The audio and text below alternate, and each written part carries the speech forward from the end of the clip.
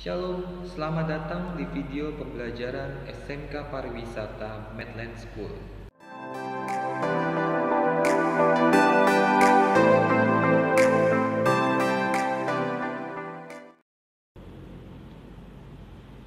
Para rekan muda yang terkasih dalam Yesus Kristus, kita baru saja melewati kelas 11 dengan harapan bahwa kita semakin bertumbuh sebagai seorang Kristiani, sebagai seorang Katolik yang dikehendaki oleh Tuhan. Di kelas 11 yang lalu, kita sudah diajak lebih banyak mengenal tentang gereja. Sebelumnya di kelas 10 kita diajak untuk mengenal diri kita sendiri. Dan di kelas 11 kita diajak untuk lebih mengenal gereja, di mana kita berkumpul menjadi sebuah persekutuan yang mengimani Kristus. Dengan mendalami makna arti tentang gereja, kita sebagai umat Kristiani, sebagai umat Katolik dipanggil untuk berperan serta secara aktif dalam kehidupan menggereja, di mana kegiatan-kegiatan yang dilakukan oleh gereja dapat kita lakukan untuk membangun gereja sekaligus untuk membangun masyarakat supaya tercipta masyarakat yang dikehendaki oleh Tuhan. Di kelas 12 ini kita akan diajak lebih lagi mendalami bagaimana peran kita sebagai umat Kristiani, sebagai umat Katolik di tengah masyarakat dengan segala masalah, dengan segala kemajuan teknologinya, bagaimana kita bisa ikut berperan serta membangun masyarakat yang dikehendaki oleh Tuhan. Pada bab yang pertama, kita akan diajak untuk melihat panggilan hidup sebagai umat Allah. Seperti kita sudah ketahui di kelas 11 yang lalu, yang dimaksud sebagai umat Allah itu bukan hanya para komunitas, para kelompok yang ada di kitab suci Perjanjian Lama maupun Perjanjian Baru, umat Israel ataupun jemaat perdana. Kita semua adalah umat Allah. Lewat pembaptisan kita dimeteraikan sebagai umat Allah. Untuk memahami panggilan hidup sebagai umat Allah, kita diajak untuk mendalami beberapa materi. Yang pertama, di bab pertama kita akan diajak untuk lebih menyadari bahwa hidup manusia itu bermakna. Bagaimana bermaknanya, seberapa bermaknanya, nanti kita akan lihat di bab yang pertama. Di bab yang kedua, kita akan diajak untuk melihat bagaimana kita mempersiapkan panggilan hidup berkeluarga. Bagaimana sebagai seorang Kristiani semestinya membangun sebuah keluarga yang merupakan komunitas terkecil, komunitas umat Allah yang paling inti dalam kehidupan bermasyarakat maupun kehidupan menggereja. Supaya kita bisa membangun keluarga yang baik, kita diajak untuk mendalami bagaimana perkawinan menurut tradisi Katolik. Apa saja hambatannya, apa saja persyaratannya, dan bagaimana Allah pun turut bekerja di dalam sebuah perkawinan, di dalam sebuah keluarga, sehingga kita bisa membangun keluarga yang harmonis, yang saling mencintai, yang sejahtera seperti yang dikehendaki oleh Tuhan. Panggilan hidup yang kedua yaitu panggilan hidup membiara. Ini yang menarik, mungkin di zaman modern seperti ini, panggilan ini sangat memprihatinkan karena tidak banyak anak muda yang tertarik untuk menerima panggilan hidup ini. Dan akhirnya di tema ini pada bab yang ke-6 kita akan diajak untuk memahami bagaimana sebagai seorang Kristiani kita menerima panggilan hidup dalam berkarya, dalam membangun sebuah dunia kerja, dalam profesi yang kita geluti, supaya kita sekaligus dapat bersikap profesional di dunia kerja dan juga dapat tetap berpegang teguh pada ajaran Kristiani, ajaran kekatolikan. Kita akan masuk ke tema kita yang pertama, ke bab kita yang pertama, yaitu hidup manusia itu bermakna.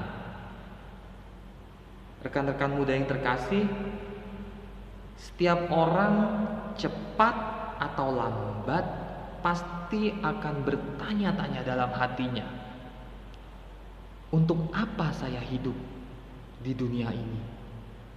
Untuk apa saya ada di tengah keluarga ini? Untuk apa saya ada di tengah masyarakat ini?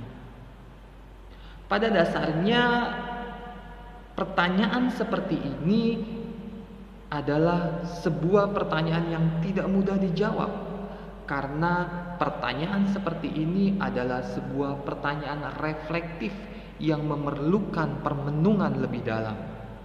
Oleh sebab itu, di bab yang pertama ini, mari sama-sama kita aktifkan pikiran dan hati kita. Kita sadari bahwa pembelajaran ini bukan hanya sekedar teori, tetapi ini adalah sebuah perjalanan hidup kita. Bersyukurlah di kelas 12 ini kita diajak, kita diberikan kesempatan untuk mendalami seberapa bermaknanya kehidupanku di tengah dunia ini. Ketika kita bertemu dengan pertanyaan refleksi pribadi bagi diri kita sendiri, kita diajak untuk lebih lagi melihat prinsip dari kehidupan itu. Kita akan diajak untuk melihat apa sebenarnya makna dan tujuan hidup kita. Dengan bertanya tujuan hidup, kita dapat mencari jawaban tentang makna sesungguhnya dari kehidupan kita di dunia ini. Pertama-tama kita melihat kehadiran kita di dunia ini tidak lepas dari campur tangan Tuhan. Tuhanlah yang mencipta, Tuhanlah yang memberikan kehidupan. Sesungguhnya bahwa Tuhan sendiri yang telah membimbing kita semua umat manusia untuk mencari tujuan akhir hidupnya. Tuhan sudah menciptakan kita, dan sekaligus Tuhan juga menanamkan di dalam hati kita kerinduan hati untuk kembali kepadanya. Dari mana kita berasal dan tujuan akhir dari kehidupan kita. Pada dasarnya, Tuhan menginginkan semua manusia hidup berbahagia. Semua manusia pasti mencari kebahagiaan. Namun, ketika manusia mencari kebahagiaan, seringkali dia melupakan Tuhan. Padahal Tuhanlah sumber kehidupan, Tuhanlah sumber kebahagiaan, Tuhanlah tujuan dari kehidupan kita. Maka dari itu, untuk menyadari bagaimana hidup kita bermakna, kita diajak untuk kembali menyadari bahwa tujuan kita, bahwa kehidupan kita berasal dari Tuhan. Begitu juga kebahagiaan kita pun berasal dari Tuhan. Di tengah mencari kebahagiaan, manusia seringkali berhadapan dengan sesuatu yang tidak diharapkan, yang sering kita katakan sebagai cobaan hidup. Setiap orang pasti akan mengalami cobaan dalam hidup ini. Meskipun berat sekalipun, kita hendaknya tetap bersandar pada yang memberikan kehidupan kepada kita, karena Dialah sumber kebahagiaan hidup kita. Artinya, kita jangan sampai jatuh ke dalam keputusasaan yang membelenggu hidup, sehingga membuat hidup kita tidak bermakna.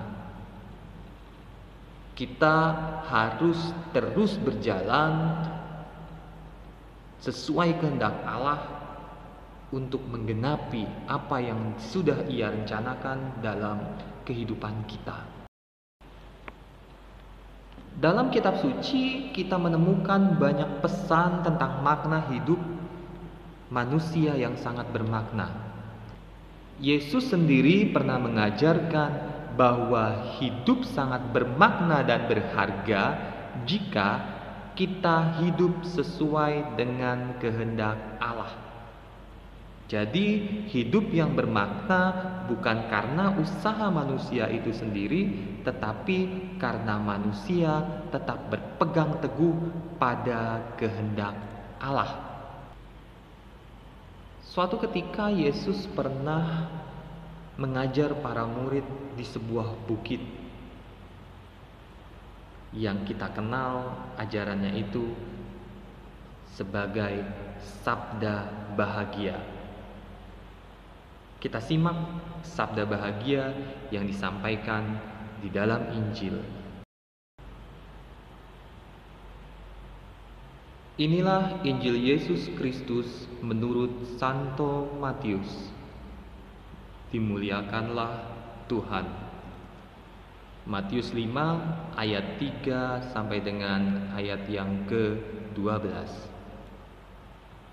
Berbahagialah orang yang miskin di hadapan Allah, karena merekalah empunya kerajaan surga. Berbahagialah orang yang berduka cita, karena mereka akan dihibur. Berbahagialah orang yang lemah lembut, karena mereka akan memiliki bumi. Berbahagialah orang yang lapar dan haus akan kebenaran, karena mereka akan dipuaskan. Berbahagialah orang yang murni hatinya, karena mereka akan beroleh kemurahan. Berbahagialah orang yang suci hatinya, karena mereka akan melihat Allah. Berbahagialah orang yang membawa damai, karena mereka akan disebut anak-anak Allah. Berbahagialah orang yang dianiaya oleh sebab kebenaran, karena merekalah empunya kerajaan surga. Dan berbahagialah kamu jika karena aku kamu dicela dan dianiaya, dan kepadamu difitnahkan segala yang jahat. Bersukacitalah dan bergembiralah, karena upahmu besar di surga. Sebab demikian juga telah dianiaya nabi-nabi sebelum kamu. Demikianlah Injil Tuhan. Terpujilah Kristus. Sabda bahagia Yesus di bukit sangat menarik untuk kita simak. Kebahagiaan yang Yesus gambarkan sepertinya bertolak belakang dengan kebahagiaan yang diharapkan oleh dunia. Seringkali orang dunia mengharapkan kebahagiaan. Yang disebut sebagai kebahagiaan itu adalah di mana ketika kita hidup, kita memiliki berbagai hal yang kita butuhkan dalam kehidupan. Misalnya saja uang, materi, kedudukan, jabatan, kehormatan, rumah, mobil mewah, dan segala macam. Seringkali kita berpikiran bahwa semua yang kita sebutkan tadi bisa membawa kita kepada kebahagiaan. Tetapi hari ini Yesus menyadarkan kita semua kita murid-muridnya diajak untuk menyadari bahwa kebahagiaan yang sesungguhnya tidak tergantung dari segala sesuatu yang sifatnya fana. Kebahagiaan kita dapat kita raih jika kita membuka hati bagi Allah dan memperkenankan Allah mengubah hidup kita. Lewat sabdanya, Yesus memberikan kelegaan bagi orang-orang yang terpanggil untuk masuk dalam kerajaannya. Pada saat itu, orang-orang yang duduk di sekeliling Yesus untuk mendengarkan segala ajaran, mendengarkan sabda yang akan Yesus sampaikan. Yesus membuka sebuah pemahaman baru bahwa kebahagiaan tidak tergantung dengan situasi sekeliling kita. Kebahagiaan itu tergantung dari bagaimana hati kita dapat melihat kehendak Allah, bagaimana hati kita, pikiran kita bisa setia menjalankan sesuatu sesuai dengan kehendak Allah. Ketika kita bisa membuka hati untuk kehendak Allah, pada saat kita merasa sengsara, bahkan sangat sengsara sekalipun, yang sering kita sebut sebagai bernasib sial, namun sebagai murid Yesus yang sejati, kita akan berbahagia karena kasih Allah tak pernah terlepas dari awal hingga akhir. Dan itu Yesus contohkan ketika Yesus mengalami penderitaan, kesengsaraan untuk menembus dosa manusia. Di atas kayu salib, Yesus masih mengingat kehendak Allah. Ketika di atas kayu salib, yang menjadi fokus Yesus bukan penderitaannya, tapi kehendak Allah yang akan membuat kehidupan menjadi lebih baik lagi. Bahkan nanti kalau rekan-rekan muda melihat di kisah para rasul, di situ akan nampak bagaimana Paulus, murid Yesus, rasul Yesus yang berjuang mewartakan kerajaan Allah, dan Paulus mengatakan bahwa penderitaan yang dia alami adalah sebuah kebahagiaan. Karena apa? Karena ia dapat turut menderita, dia bisa masuk di dalam penderitaan Kristus untuk membangun dunia menjadi lebih baik lagi. Oleh karena itu, perlu kita sadari bahwa ketentraman hidup dunia adalah berkat Allah. Berkat Allah yang bagaimana? Berkat Allah yang membuat hidup kita menjadi senang. Tapi kita juga perlu melihat bahwa penderitaan dunia juga adalah berkat dari Allah yang bisa membuat kita semakin kuat, semakin bertumbuh menghadapi kehidupan ini.